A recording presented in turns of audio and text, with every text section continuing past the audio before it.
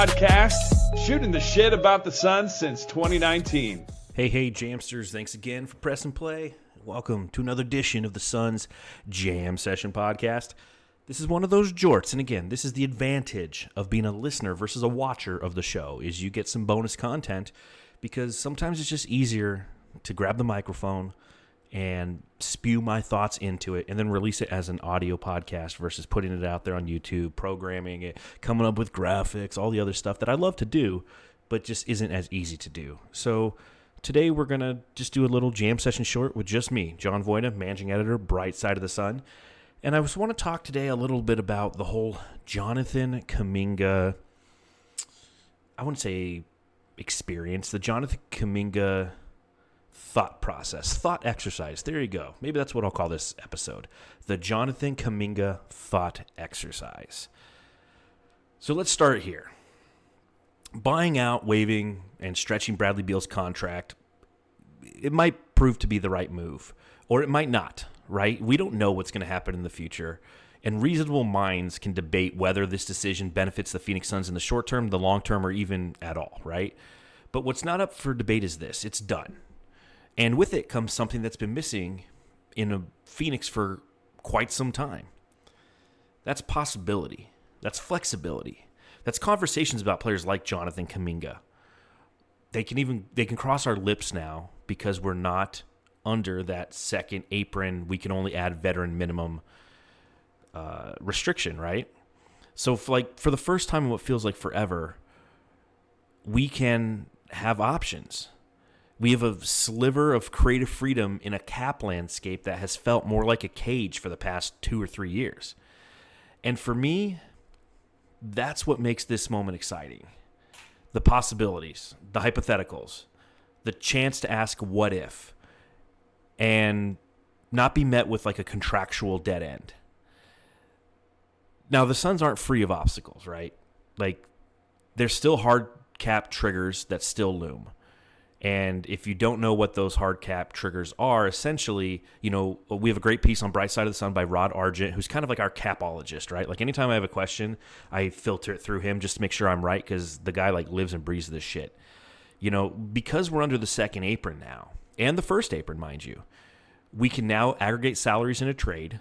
We can now take back more salary than what was sent out in a trade. We can send out cash in a trade. We can use our mid-level exception. We can use our biannual exception. We can acquire a player via sign and trade. We can buy out a player who has made more than the non-tax player mid-level exception on his previous contract, or we can sign a buyout player. I'm sorry. Like in the past, we couldn't sign anybody. I mean, we had to offer anybody a veteran minimum contract if they were a buyout player. Now, like, we can pick up any buyout player. And we can use a tax player exception that was created the prior season. But there still are hard cap triggers. And again, the Suns are right around $185 million in payroll, with the first apron be almost $96 million. So we're like $11 million, just under that and change under the first apron, $21 million under the second apron. But a hard cap is triggered at the first tax apron by a team doing any of the following to put them over that hard cap, or to put them over the first apron, I'm sorry. Taking back more salary than it sends out in a trade. So if you send out Royce O'Neal for $16 million, but you take back somebody for $17 million, boom, you're hard capped. If you're using more than the taxpayer portion, which is $5.7 million of the mid-level exception, so we have $14.1 million in mid-level exception money that we can give to a player. But if we exceed 5.7 of that 14.1, boom, we're hard capped. If we use the biannual exception, which is $5.1 million, if we acquire a player through a sign and trade, and that's a key one that I want you to think about as we have this conversation about Jonathan Kuminga, who's a restricted free agent. And then again, if we're signing a buyout player who's made more than the non-tax payer mid-level exception on their previous contract, then that triggers the hard cap as well. So with all those restrictions, it's going to be still an interesting way to see how the Suns navigate this new space, and it's not going to be easy. I get it. Like, after so many months of rigid limitation, even this imperfect freedom that we have, it feels like fresh air. The door isn't wide open, but it's cracked, and sometimes that's all you need. Now, the tax aprons, the new restrictions that have reshape the NBA in countless ways. But one of the most overlooked casualties has been flexibility, as we know. But it's really hurting the restricted free agents. Because as this new collective bargaining agreement enters its second full season, remember there was a season of kind of like, hey, we're kind of adjusting to this. We're beginning to see where the impact really lies. And it's with these young players coming off rookie scale contracts who are looking to get paid. The whole purpose of restricted free agency was meant to strike a balance. A team extends a qualifying offer to a player, and it gives them a chance to test the open market. And if another team makes an offer and the player accepts, the original team can match. And the whole purpose is it's a mechanism that allows players to gauge their value while still giving the teams the ability to retain the players they've invested and developed. But under this new CBA, that system is starting to break. And that's what we've been wondering, right? Like, where's the CBA going to fuck somebody? And its increasingly rigid financial landscape, it's driven by these tax apron penalties. It's making it harder for teams to extend those offers to restricted free agents in the first place. And it's even harder for opposing teams to make competitive bids. And all you got to do is think back to this very month, July, I think it was 14th, 3 summers ago, right? 2022. I'll never forget this because I got a notification. I felt my phone buzz, and it was the notification that informed us that DeAndre Ayton had signed an offer sheet with the Indiana Pacers for 4 years, $103 million. 133, I'm sorry. And I remember that notification because I was carrying my dad's casket. It was the day that we buried him, and put the casket down, walked over, looked at my phone real quick, saw that DeAndre Ayton had accepted an offer with the Pacers. I'm like, this is a weird day. But back then, like, the system was worked as designed. It was imperfect, but it was functional. And like the Suns matched him because you want to have that asset to turn into other assets, which the Suns did, and we know how that went. They traded him for the wrong assets, and ultimately, I mean, we're still paying for that with like the Nasir Little deal. But like that kind of flexibility with restricted free agents is vanishing. And the ones who are feeling it most are the players who are just beginning to step in to their prime, or at least to the part of their career where they're ready to hit their prime and they need an opportunity, and they want to be compensated for it. So like the difference between now and then is there aren't many teams out there who have cap space. There aren't any teams who have the ability to make an offer on a restricted free agent that exceeds the qualifying offer to move the needle for those players. And that matters because players can only discover their market value if a market actually exists. And right now it doesn't. With every team is capped out. There's no open bidding, just stalled negotiations and qualified hope. So you look at players like Jonathan Kuminga, Chicago Bulls' Josh Giddey, Brooklyn's Cam Thomas, Philadelphia's Quentin Grimes, right? Those are kind of like the 4 big restricted free agents this offseason that are looking to find opportunities elsewhere to get paid more or wanting to get paid more by their team, but their teams have no reason to just go, okay, Jonathan Kuminga, your qualifying offer is $8 million. Let's offer you 20. Like there's no incentive for them to do that at this time. Now, obviously, they want to hold on to that asset as long as they can. So next offseason, these players, if they just sign a qualifying offer, will be free agents, and they could lose them entirely. But this is at least an opportunity for those teams to stall out another year, try to figure out who they are, what their financial landscape looks a season from now, and then make that decision at that time. It's just like we did with Cameron Johnson. We punted that decision down to the point where we didn't have to pay him $23 million. Whether you agree with that decision or not, that's a different conversation. But all those guys are restricted free agents. None of them have re-signed. None have accepted their qualifying offers, because they're holding out for a fresh new start, a new opportunity, and most importantly, they want to be paid. But in a league with no cap space, there's only one way this can happen. Sign and trade. Okay, those words were off limits to the Suns just a week ago. As long as Bradley Beal's contract kept Phoenix pined under the weight of the second apron, sign and trade deals were a non-starter. But that's changed. Now the Suns are one of 9 teams currently operating under the first apron. Think about that. 2/3 of the league is over the first apron. And with that comes new life. The Suns can finally engage in sign and trades, and they can target young talent like Kuminga or Grimes in hope of reshaping the roster without sacrificing much financial flexibility. In a market that has no money, creativity becomes the currency, right? And for once, the Suns might be positioned to spend it wisely. Like take Kuminga, for example.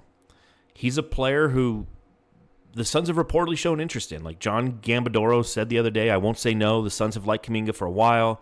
I don't think it's likely, so chances are in the low range, but he won't rule it out, right? That's from good old John Gambadoro. But again, his qualifying offer, $8 million. And what he's hoping for is simple, that a team out there values him enough not only to offer him that, but to figure out how to facilitate a trade to bring him in. He can't just walk. He needs a team to step up, make an offer, and then find a trade partner willing to send something of value back to the Warriors. So let's just say the Suns are the team. Let's play out this thought exercise, right? The Kuminga thought exercise. It's what I'm titling this podcast. Let's say the Suns are that team. And let's say, this is completely fucking hypothetical, but let's say they prefer, the Suns prefer Kuminga over Grayson Allen, who is set to make $16.9 million this next season. And that's double Kuminga's qualifying offer. And let's say in this hypothetical, completely made-up world that the Warriors want Grayson Allen, right? To make that deal happen, the Warriors would need to agree to a sign and trade that pays Kuminga at or near Allen's salary range and then send him to Phoenix in exchange for Allen. Like, it's not cut and dry, but it's doable, especially now for Phoenix, because the Suns are no longer hamstrung by that second apron. And as a team under the first apron, they now have the flexibility to take back more money than they send out in a trade. Again, something they couldn't do just a week ago. So there's nuances, of course. Like the final salary figure for Kuminga could shift and additional assets could be involved.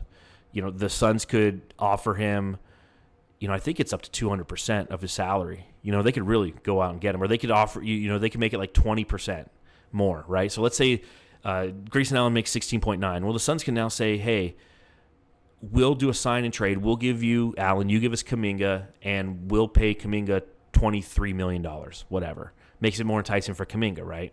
Now, again, like the Warriors have to agree to this bullshit, and I know they won't. But this is exactly what Kuminga, Giddey, Thomas, and Grimes are all hoping for.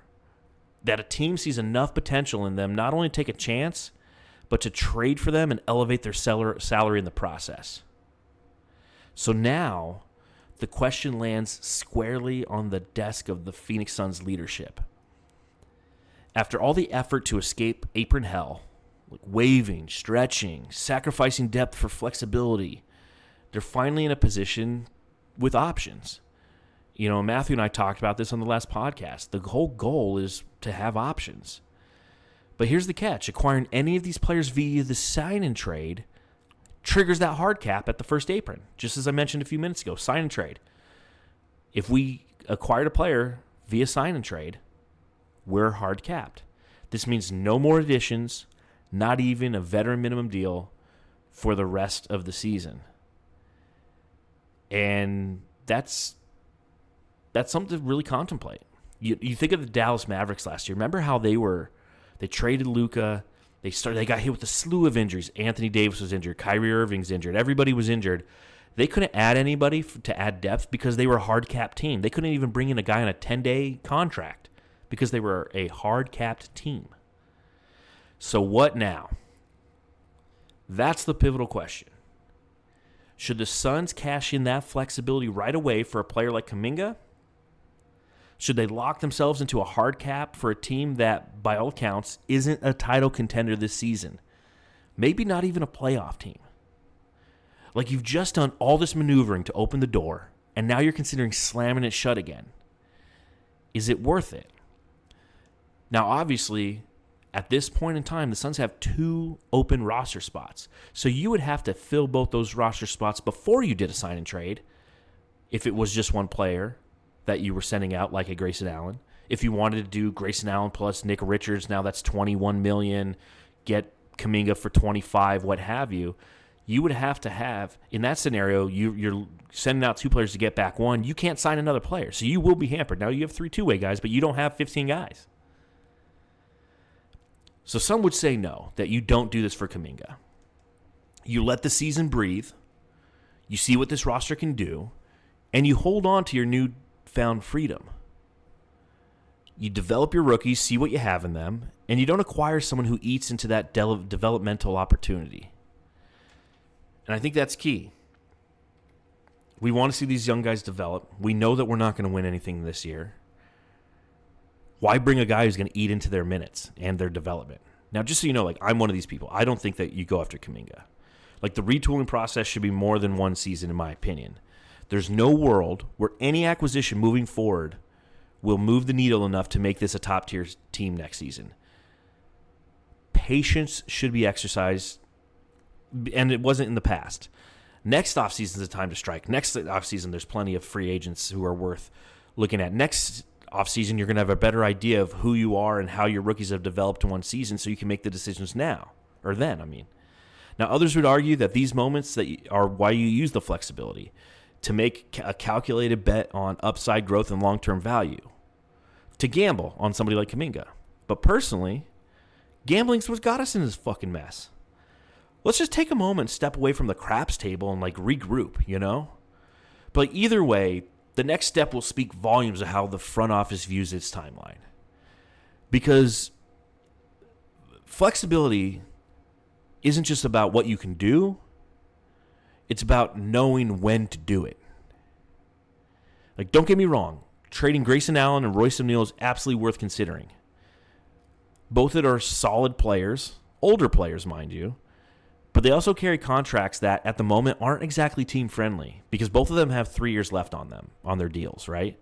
Grayson Allen's deal, in particular, includes a player option at the end of the 28 season for $19.4 million. And he'll opt into that. And so 3 more seasons of Grayson Allen and Royce O'Neal. Not the worst thing, but it's also, those are contracts that aren't exactly desirable by opposing teams at this point. That's a number, and those are contracts that are going to be tough to move this offseason. They have just enough length to give other front offices pause, which is why timing matters. Right now, those deals are just a little too bulky to be widely appealing. But next offseason, like, that changes. At that point, Allen and O'Neal will have 2 years left on their deals. Again, a player option in the second year for Allen in that case. But suddenly, those same contracts become much more absorbable and somewhat desirable for teams looking for shooting, right? Oh, we can bring him in for 2 years. It's a lot more absorbable than 3. And maybe that's when the Suns should truly start wielding their newfound flexibility. Next summer, when the market is more favorable, when their assets are more liquid. Because making a move just to make one now could burn through that hard-earned flexibility way too early. The real play might be patience, and the payoff might be worth the wait. Again, the whole point of flexibility is simple. You want options. And if Suns fans have learned anything from the Big Three era, it's how damaging a lack of options can be and how being impatient can be. Being boxed in financially with no room to maneuver left the front office reactive instead of proactive, and that ultimately hurt the team. You can't predict how opportunities will unfold across the NBA. Just like no one could have predicted both Kevin Durant and Bradley Beal would circle Phoenix as their preferred destination 2-3 years ago, right? The only reason those deals materialized, it's because the Suns at the time had flexibility to act. And that's the power of optionality. And now the Suns have regained some of that power. But with it comes it must come patience and strategy. Just because you can make a side and trade for someone like Jonathan Kuminga or Josh Giddey doesn't mean you should. As intriguing as those players are, neither move tilts the scales enough to justify immediately surrendering the flexibility you just fought hard to reclaim. So there's no urgency here. The Suns aren't a contender right now, and they don't need to be. Next offseason brings a deeper free agent class, and by then, contracts like GA and RO will be much more digestible, more valuable as trade pieces, and like that's when you strike. That's when you put your chips in. That's when we go and we put the Bloody Mary down, and then we walk back to that craps table. For now, the focus should be on smart, low-cost depth. We have 2 roster spots open, right? Perhaps a couple of veteran minimum deals, ideally at the point guard position, to round out the roster and protect against injuries, not to bring in and to start. A backup to the backup, twice, right? That's what we need. There's no one left on the market who's worth overpaying or sacrificing flexibility for. But here's the beauty of the moment, my fellow Jamsters, and I'll close out with this. We can talk about this. We can play out the hypotheticals. We can explore different angles. And we actually have a reason to debate the future again. The Suns are no longer stuck. They're positioned. And that, more than any single move, feels like real progress. That's all I got for this jam session short. Thanks for kicking it with me for 20-some odd minutes talking about the Suns. We'll be back. Matthew and I will be live on Wednesday to go over the Summer League. If I don't do another short between now and then, we'll see. But thanks for hanging out. Hit that thumbs up button if you're on Apple Podcasts, 5 stars, and then write a review. Let's check right now. Let's see if we have any new reviews on the old Apple Podcast by our Jamsters who've written something nice. Taking some time out of their day to put a few words together and tell us what they think of the show. Let's see. Scrolling. June 4th. No, that was the last one. Let's see what it says. I don't know if I read this one. This is from Colorado Suns fan on June 4th. It's over a month ago. I listen to 5 different pods on the Suns, and these guys are one of my favorites. Oh, thanks, man. I appreciate the in-depth analysis with humor and the hysterical player drops. Our favorite is the Monte Morris. Hey, Monte. It gets stuck in your head. If you're a Suns fan, you know the struggle is real. These guys will help you through those dark times. Dark times lie ahead. Thank you, Colorado Suns fan. But dark times lie ahead, my fellow Jamsters. But at least we have options. And again, that feels like real progress. Do me a favor, if you haven't done so already. Go home and love your family.